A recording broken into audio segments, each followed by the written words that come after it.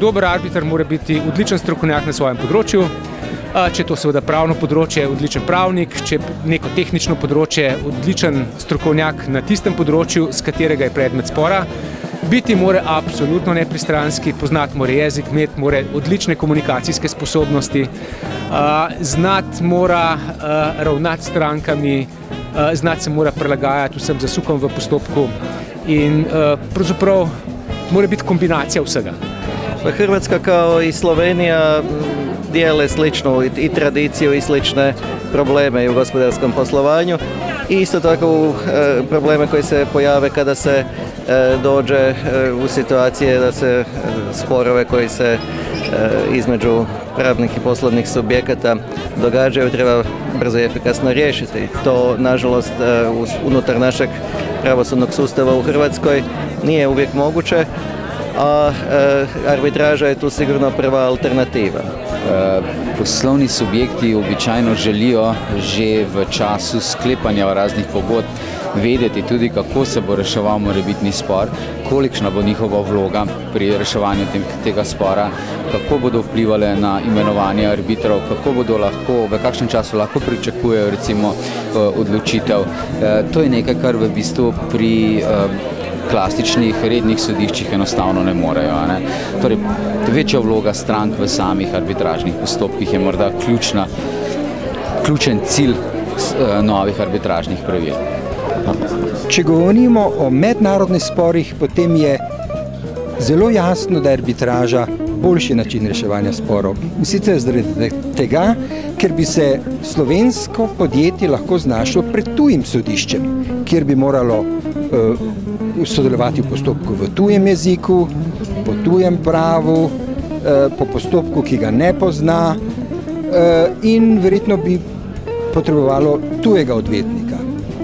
Ampak tudi v sporih med domačimi dvema slovenskima podjetjima ima arbitraža prednosti.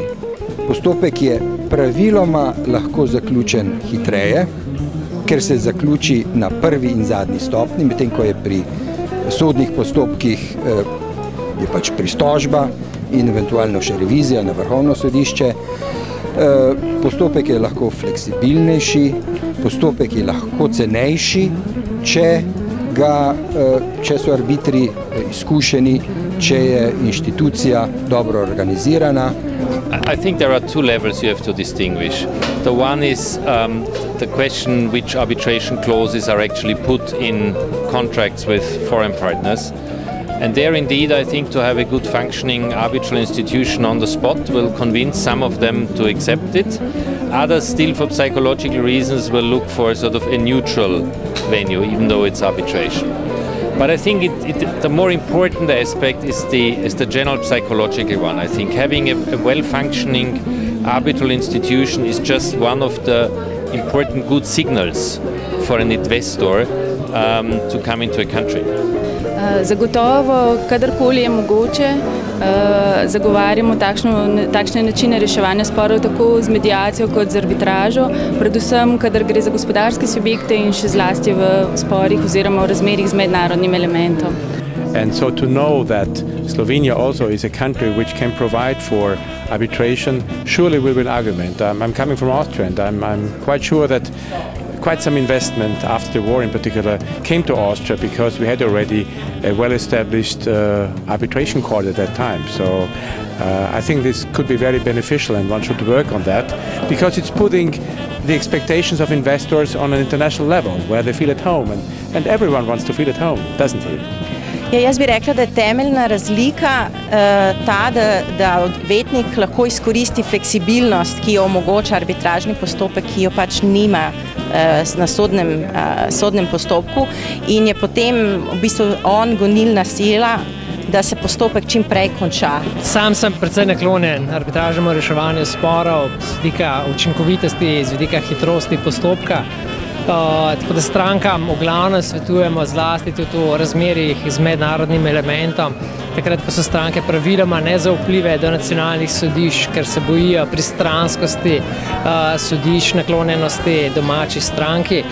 Na drugi strani bomo velikokrat svetovali uporabo arbitraže v primerih, ko si je mogoče obetati zapleten dokazni postopek, ki po naših izkušnjah v upravnih postopkih lahko traja leta in leta, zlasti, če sodišče ni ustrezno pripravljeno, če nima pravega materialnega procesnega vodstva.